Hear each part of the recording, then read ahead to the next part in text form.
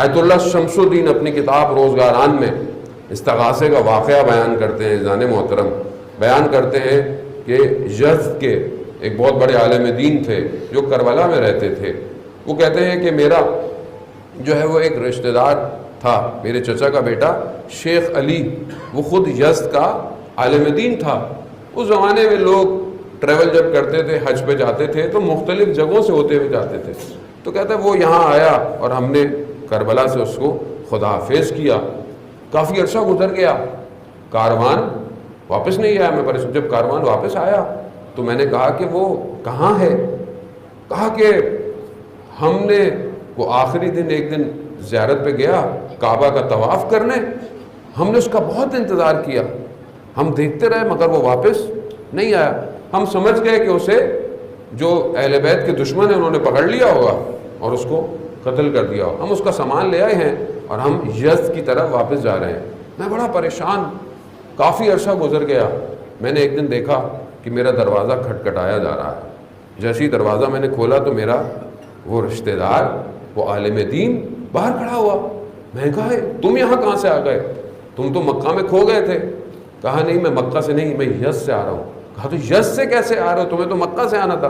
کہا میں بھی تھکا ہوا ہے، مجھے اندر تو آنے دو، مجھے چائے تو پلاؤ، پھر میں تمہیں بتاتا ہوں. خیر بیٹھا، جب وہ تھوڑی تھکاوٹ دور ہوئی تو اس نے بتایا کہ میں آخری طواف کرنے اور حرم میں نماز پڑھنے گیا، واپس آ رہا تھا تو مجھے ایک شخص بڑی بڑی مونچھیں اور داڑھی بھی نہیں ہے مجھے ملا اور کہا کہ شیخ علی تم یزدی؟ کہتا ہاں. کہتا ہے مجھے نہیں پہچانا؟ کہا میں نے نہیں پہچانا.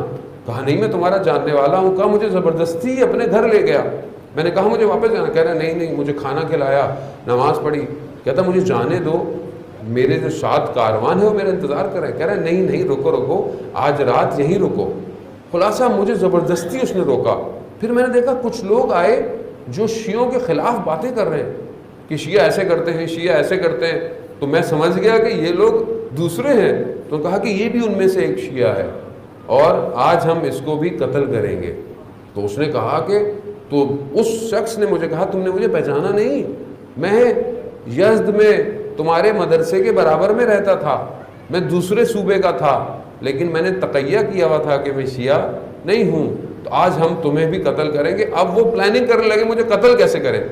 تو میں نے انہیں کہا کہ مجھے جانے دو. کہا نہیں آج جانے نہیں دیں گے. تو میں نے اچھا مجھے 2 رکعت نماز پڑھنے دو. کہا کہ پڑھ لو. کہا میں یہاں نہیں پڑھ سکتا، مجھے صحن میں پڑھنے دو تاکہ میں خلوص اور اخلاص کے ساتھ پڑھوں. کہا میں نے 2 رکعت نماز استغاثہ حضرت زہرا پڑھی اور سجدے کے اندر 410 دفعہ یا مولاتی یا فاطمہ تو غیثینی، اے میری مولا، اے میری آقا، اے میری سید، بی بی میری مدد کرے. بی بی یہ میں نہیں چاہتا کہ یہ آپ کے دشمن مجھے اس طرح یہاں پر ختم کر دیں.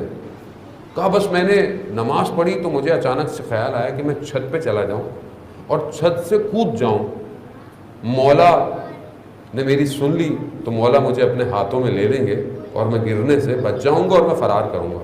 جیسے ہی میں چھت پر گیا تو مجھے مکہ کے پہاڑ نظر نہیں آئے، کہاں غائب ہو گئے. اچانک سے میں نے دیکھا کہ یہ تو یزد کی پہاڑیاں ہیں. جب میں نے دیکھا تو میں تو اپنے گھر میں کھڑا ہوا ہوں. میں نے کہا میں خواب دیکھ رہا ہوں کہ بیدار ہوں، لیکن میں ویسے ہی اپنے گھر میں دیکھا رات کا وقت ہے، بچے سو رہے ہیں. میں نے اوپر سے چھت کا دروازہ کھٹکھٹایا، بچے گھبرا گئے. کہا کون؟ کہا میں تمہارا والد ہوں. کہا آپ تو مکہ گئے تھے. کہہ رہے دروازہ کھولو میں تمہیں داستان بتاتا ہوں. عزیزان محترم، ایک نماز استغاثہ مکہ سے واپس یزد لے آئی. ایمان چاہیے.